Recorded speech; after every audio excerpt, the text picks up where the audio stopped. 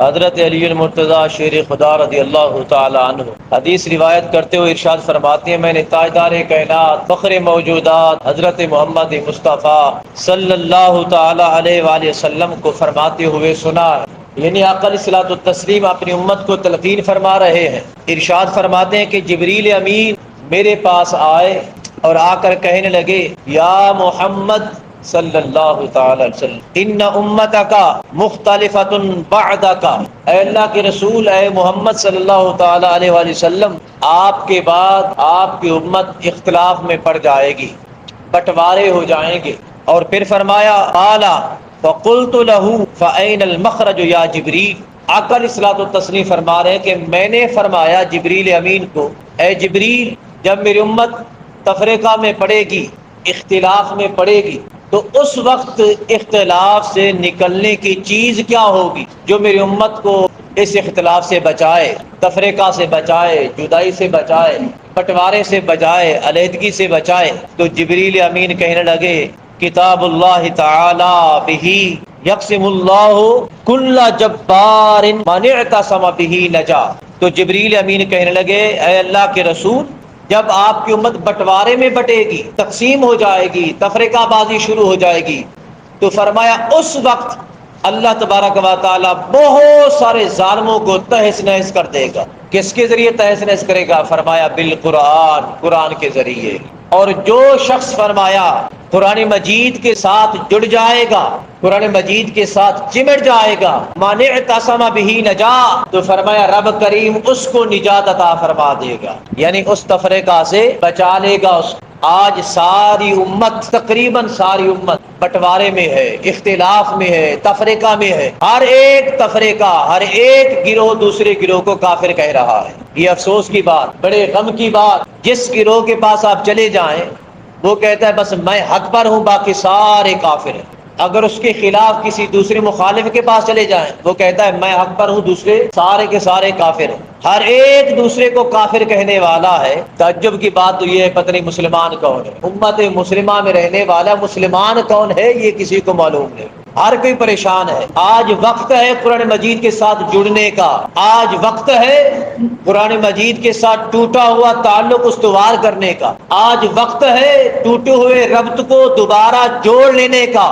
جو اپنا ربط قرآن مجید کے ساتھ جوڑتا جائے گا، قرآن مجید پڑھتا جائے گا اور قرآن مجید کو سمجھتا جائے گا، ایسے نہ پڑھے بس رٹا لگا کر الحمدللہ رب العالمین الرحمن الرحیم مالک یوم الدین۔ یار ایسے نہ پڑھا کرو، تھوڑا پڑھو پر سمجھ کے پڑھو، ایک آیت پڑھو، دو آیتیں پڑھو پر سمجھ کے پڑھو۔ قرآن مجید سے پوچھو کہ قرآن آپ کو کہتا کیا ہے، قرآن مجید فرماتا کیا ہے۔ ارے حیرانگی کی بات، بڑے تعجب کی بات، بڑی پریشانی کی بات ہے۔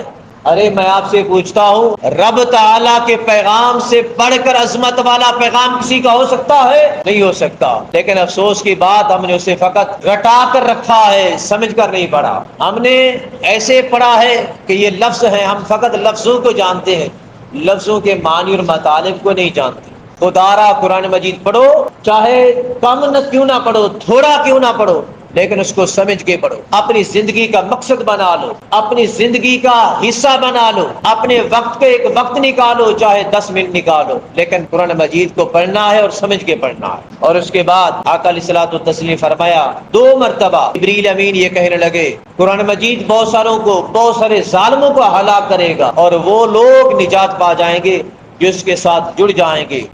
اور پھر آگے آقا علیہ الصلوۃ والتسلیم نے خود فرمایا، آقا نے فرمایا قول فصل، لوگوں سنو، یہ قرآن مجید فیصلہ کرنے والی کتاب ہے، فیصلہ کن کتاب۔ فرمایا ولیس بالحزن، یہ کوئی ہنسی مذاق کی کتاب نہیں ہے، یہ قصے کہانیوں کی فقط کتاب نہیں ہے۔ فرمایا رب کریم نے اس میں وہ چاشنی رکھی ہے، جب پڑھنے والا قاری اس کو بار بار پڑھے گا تو ہر وقت پڑھنے پر رب کریم اس کو ایک نئی لذت سے نواز دے گا، نئی چاشنی سے نوازے گا، نئے ذوق سے نوازے گا، نئی محبت سے نوازے گا، نئی الفت کے ساتھ نواز دے گا۔ فرمایا اس کے عجائبات نبأ ما کان قبلکم، فرمایا پڑھنے والا جب اس کو پڑھے گا ہر مرتبہ رب کریم اس پر نئے عجائبات کھول دے گا، نئی باتیں کھولے گا، نئے تشریحات کھولے گا، نئی تفسیرات کھولے گا، اس پر علم کے ایسے ایسے دروازے کھولے گا، وہ حیران ہوتا جائے گا اور قرآن مجید کو پڑھتا جائے گا۔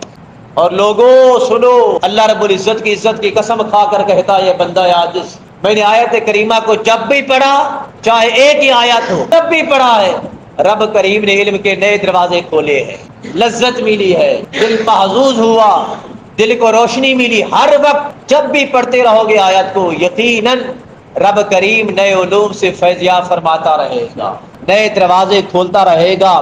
وَفَصْلٌ مَا بَيْنَكُمْ خبر ہوا قائل بعدکم، آقا علیہ الصلوۃ والتسلیم نے فرمایا سنو، یہ قرآن مجید ایک ایسی کتاب ہے، اس میں پہلے لوگوں کی خبریں بھی ہیں، موجود رہنے والوں کے لیے فیصلہ بھی ہے، اور بعد میں آنے والوں کے حالات بھی ہے۔ یعنی تین زمانے ہیں نا، گزرا ہوا زمانہ، موجودہ زمانہ اور آنے والا زمانہ، ماضی، حال اور استقبال۔ آقا علیہ الصلوۃ والتسلیم نے فرمایا رب کریم نے قرآن مجید میں تینوں زمانوں کے احوال اور تینوں زمانوں کا علم عطا کر رکھا ہے۔ بس بات اتنا ہے، ہم نے قرآن مجید پڑھنا ہے اور قرآن مجید کے ساتھ جڑ جانا ہے۔